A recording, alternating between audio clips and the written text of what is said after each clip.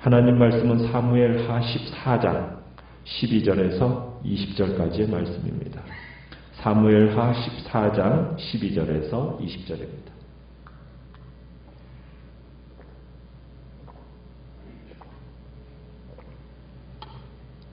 사무엘하 14장 12절입니다.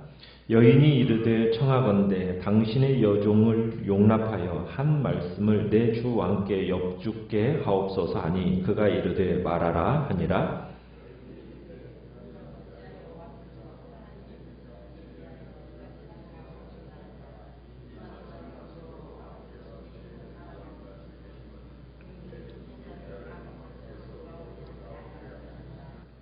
우리는 필경 죽으리니 땅에 쏟아진 물을 다시 담지 못함 같을 것이오나 하나님은 생명을 빼앗지 아니하시고 방책을 베푸사 내쫓긴 자가 하나님께 버린 자가 되지 아니하게 하시나이다.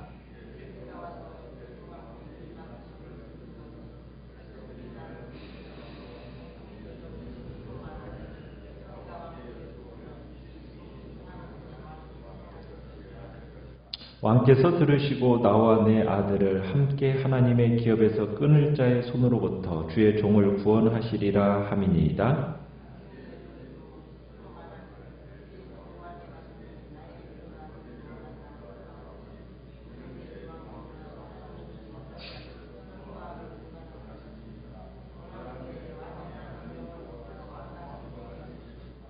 왕이 그 여인에게 대답하여 이르되 바라노니 내가 네게 묻는 것을 내게 숨기지 말라. 여인이 이르되 내 주 왕은 말씀하옵소서.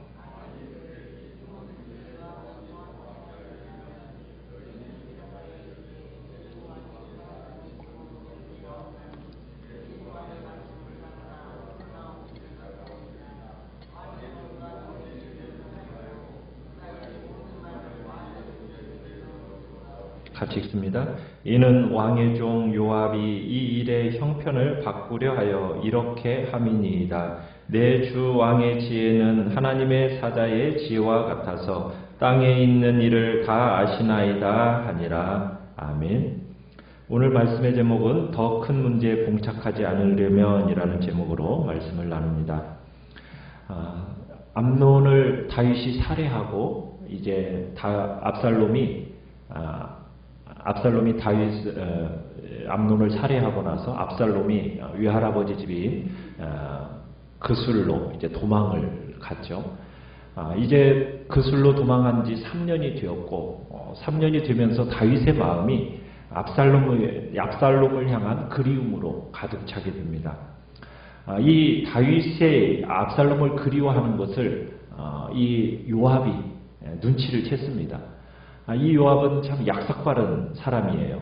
이 두 사람과의 관계를 회복시켜서 어떻게 보면은 다음 차기 왕권이 압살롬에게 갈 것을 기대하고 그를 통해서 이제 그의 자리를 유지할 거라는 어떤 생각을 가지고 이제 두 사람과의 관계를 회복시킬 방법을 모색하게 이릅니다. 그래서 요압이 드고아의 지혜로운 여인을 애도자로 가장시킨 다음에 다윗 왕께 들어가서 압살롬을 사면하도록 하는 계책을 꾸민 겁니다.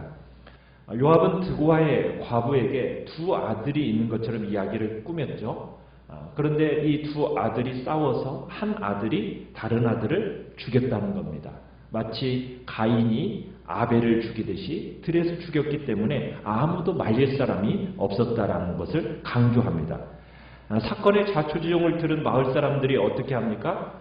이 여인에게 동생을 죽인 아들을 내놓으라고 윽박지르죠. 마을 사람들이 이제 아예 여인의 상속자가 될 남은 아들을 죽여서 상속자를 없애버리겠다고 소리친 겁니다. 그렇게 되면은 이 여인에게는 남아있는 숯불을 꺼서 자신의 남편과 그 다음에 이름과 씨가 세상에서 끊어져 버리게 된다는 거죠. 그래서 여인의 입장에서는 살아있는 아들이 다른 아들을 죽였지만 그나마 살아있는 아들마저 잃을 수 없다라는 것이 이 여인의 입장이라는 겁니다. 그러니 왕께서 명령을 내려서 마을 사람들이 살아있는 아들에게 손을 못 대도록 조치를 취해달라, 이런 내용의 이야기를 다윗에게 한 겁니다.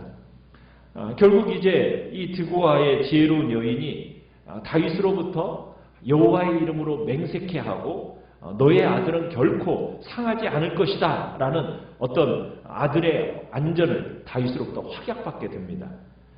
그런데도 여인이 이제 오늘 본문은 계속 물러나지 않습니다. 그러면서 자신이 찾아온 본래의 목적을 말하기 시작합니다. 어떻게 보면 이 드고아의 지혜로운 여인의 이 말은 나단과 같은 이야기를 이렇게 하는 겁니다. 그러면서 이제 결국 지금까지 한 이 이야기는 내가 말한 것은 바로 당신의 이야기입니다 라는 것을 이제 밝히게 되는데요. 자, 어떻게 밝히는가? 13절을 가보시면은 13절에 여인이 이르되 그러면 어찌하여 왕께서 하나님의 백성에게 대하여 이 같은 생각을 하셨나이까? 이 말씀을 하심으로 왕께서 죄 있는 사람같이 되심은 그 내쫓긴 자를 왕께서 집으로 돌아오게 하지 아니하심이니이다. 좀 말이 어렵죠. 언뜻 보면 이 말이 좀 잘 이해가 안 되는 말이에요. 그러니까 이 구절은 우리 개역개정의 성경 번역은 좀 다소 어색합니다. 이 말은 이런 뜻이에요. 어떻게 하나님의 백성에게는 이런 판단을 내리시는 분이 자신이 내쫓은 자를 왕의 집으로 되돌아오지 않게 하심으로 당신 스스로를 정죄하고 계십니까? 이런 의미입니다. 그러니까 이스라엘 평민의 두 형제 이 살육 사건에 대해서는 남아있는 아들을 보호하기 위해서 이렇게 적극적으로 간섭하시는 왕께서 왜 당신의 두 아들 살육 사건에 연루된 이 남은 아들에 대해서는 보호하고 적극적으로 이렇게 보살피시는데 적극성을 보이지 않으십니까? 지금 이렇게 지금 드고아 여인이 이야기하고 있다는 얘기입니다. 그러니까 다윗에게 지금 자신의 일이나 남의 일이나 좀 일관성 있게 그리고 객관성 있게 한번 생각해 보십시오. 지금 이런 식으로 간구하고 있는 이야기가 바로 지금 우리가 읽어봤던 이 13절의 이야기라는 얘기입니다. 그러니까 여인은 이제 다윗에게 압살롬을 그러한 사건으로 바라보고 그로 하여금 다시 이스라엘로 돌아올 수 있도록 그를 부르라 이렇게 호소하고 있는 겁니다. 비록 압살롬이 암논을 죽였지만 왕이 사랑하는 아들이니 그를 벌하는 것은 지금까지 자신에게 이렇게 허락한 이 편명한 판단에 부합되지 않는 것입니다 라는 이 여인의 주장이 나오는 겁니다. 그러면서 14절에 가보시면 자문적인 지혜가 곁들인 이야기를 계속하고 있습니다. 14절에 그렇게 하죠. 우리는 필경 죽으리니 땅에 쏟아진 물을 다시 담지 못할 것이오나. 무슨 얘기냐면 어차피 지금 죽은 아들에 대한 미안한 마음 때문에 추방당한 아들까지 잃을 필요가 무엇이겠습니까? 땅에 쏟아진 물처럼 모든 인간은 어차피 죽음을 면하지 못하지 않습니까? 하면서 그 전제 아래서 죽은 자에 대한 슬픔 때문에 지금 살아있는 아들까지는 잃지 말라고 지금 호소하고 있는 겁니다. 그러니까 다윗은 아직도 암논에 대해서 어떤 아픔과 미련을 가지고 있었겠죠. 아마도 그를 위해서 뭔가를 해야 하는 어떤 부담감이 있었을지도 모릅니다. 그런데 지금 이 여인이 얘기하는 바는 뭐냐면 이 암논의 죽음과 관련된 모든 것을 지금 정리하라고 호소하고 있는 겁니다. 그러면서 다시 한번 하나님의 지혜를 논하면서 어떤 지혜를 논하고 있느냐면 하나님은 생명을 빼앗지 아니하시고 방책을 베푸사 내쫓긴 자가 하나님께 버린 자가 되지 아니하게 하시나이다. 그러니까 하나님께서는 남아있는 아들의 생명을 빼앗지 아니하시고 내쫓긴 자가 하나님께 버린 자가 되지 않도록 하시기 위해서 방책을 베푸시는 분입니다. 뭘 상기시키는 거냐면 가인과 아벨의 이야기를 상기시키는 겁니다. 가인이 비록 아벨은 죽였지만 하나님께서 가인을 죽이신 게 아니잖아요. 그를 살려주셨어요. 그러면서 그 이마에 표까지 주시면서 가인을 죽이려 하는 자들로부터 보호하신 것이 하나님이시지 않습니까? 그렇다면 남아있는 아들도 이렇게 살려주시는 하나님이시니까 이제 왕께서는 선악간에 이것을 분별력 있게 이제 판단하셔라. 지금 이 이야기를 하고 있는 겁니다.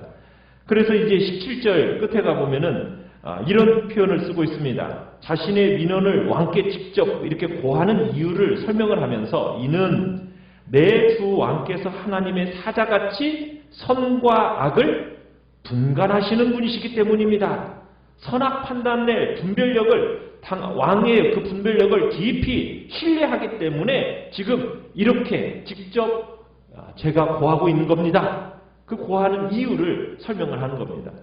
그러면서 15절, 16절도 그런 동일한 얘기를 하는 거죠. 내가 와서 내 주왕께 이 말씀을 엿줍는 것은 이라고 얘기하면서 고하게 된 이유는 왕의 권위로 자신의 요청을 용납하실 것이고 정의의 복수를 요청하는 이 동네 사람들의 손에서 자신과 아들을 구해주실 것을 기대했기 때문입니다. 라고 설명을 하면서 이제 이 왕의 판결이 자신에게 위로와 안식을 가져다 주기를 원한다는 그 기원과 함께 왕에 대한 찬사로서 이제 마무리를 짓고 있는 겁니다. 내 주 왕께서 하나님의 사자같이 선과 악을 분간하시는 분이십니다. 원하건대 왕의 하나님 여호와께서 왕과 같이 계시옵소서. 참 이 다윗의 지혜를 이 여인이 이렇게 지켜 세우기는 하지만은 뭔가 모를 듣기에 따라서 알쏭달쏭한 말이에요. 이 여인의 말을 듣고서는 갑자기 이제 다윗이 깨달은 거예요. 이 모든 말이 좀 각본 같고 뭐 연출을 따른 어떤 연기 같다, 일종의 연기 같다라는 이 직감이 다윗에게 딱 온 겁니다. 그러면서 마치 이제 긴 잠에서 깨어나듯이 다윗이 이제 현실을 조금씩 보기 시작합니다.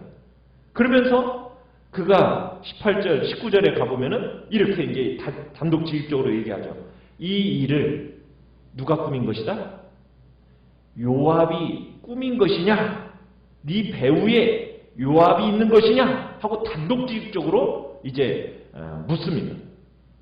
그러니까 여인이 이제 사실대로 말하는 거죠.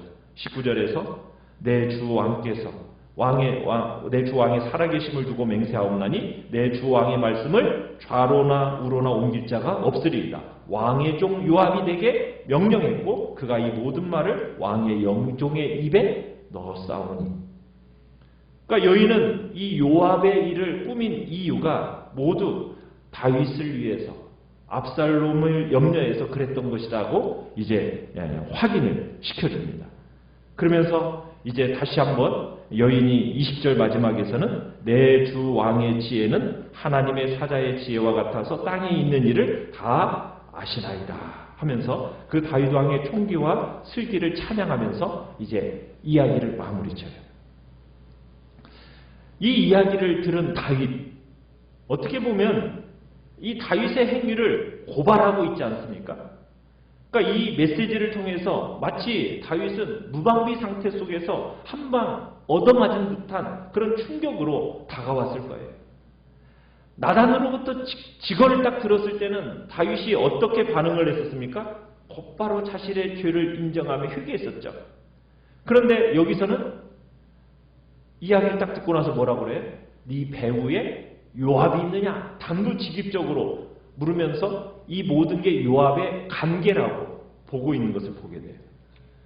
어떻게 보면은 다윗이 내린 이 판결이 결국 누구를 올무에 걸리게 만들어 온 겁니까? 다윗 자신이 하나님께 맹세함으로 인해서 요압의 올무에 딱 걸려들고 만 거예요. 그러니까 다윗의 어떻게 보면은 가장 큰 문제가 뭘까? 스스로 맺고 끊음이 불분명했다라는 거예요. 그러니까 자신의 감정, 요압의 관계보다도 무엇을 먼저 물었어야 됩니까? 하나님의 뜻이 무엇인지를 먼저 물었어야 돼요. 그리고는 자기 집안에 일어나는 그 어려운 문제들을 하나님의 뜻에 따라서 풀어갔어야 됩니다. 그런데 다윗은 자신의 감정이 앞섰고 어떻게 보면은 다른 사람의 그 관계에 그러다 보니까 어떻게 됩니까? 올무에 걸리는 그런 일이 발생하게 되는 거죠. 그러니까 다윗의 어떻게 보면 스스로 끊고 맺음이 불분명한 이 일이 결국에는 참으로 또 다른 실책을 불러오고 마는 그런 일이 이뤄지게 된 겁니다. 우리의 삶에 있어서 지금 벌어지는 일에 대해서 손대기를 꺼리고 미루고 때로는 방치하면 오히려 더 심각해질 수가 있다는 겁니다. 문제가.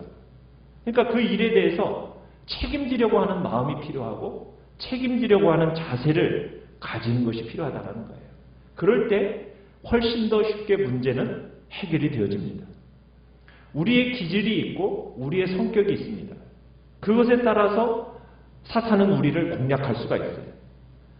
우리는 주로 어떤 문제에 대해서 피하려는 성향만을 가지려는 경향이 있습니다. 그러나 우리는 적절한 타이밍을 따라서 공의로운 판단도 내릴 수 있고 하나님의 지혜를 구해야 하는 겁니다. 그렇게 하나님의 지혜를 구하면서 내 감정에 이끌리기보다 어떻게 보면 안주하는 태도에 우리가 들어가기보다 그곳에서 벗어나서 정말 해결할 문제는 적극적이면서도 지혜롭게 해나가는 것이 주님 앞에서 참으로 우리가 살아갈 삶의 모습임을 오늘 다윗을 통해서 우리에게 보여주고 계시는 것입니다. 오늘 말씀을 생각하면서 주님께서 우리를 향하여 또 말씀하고 계신 바가 무엇인지를 또 묵상하며 기도하며 나가시기 바랍니다. 그리고 연약한 우리의 지체들을 위해서 기도해 주시기 바랍니다. 기도해 주시기 바랍니다.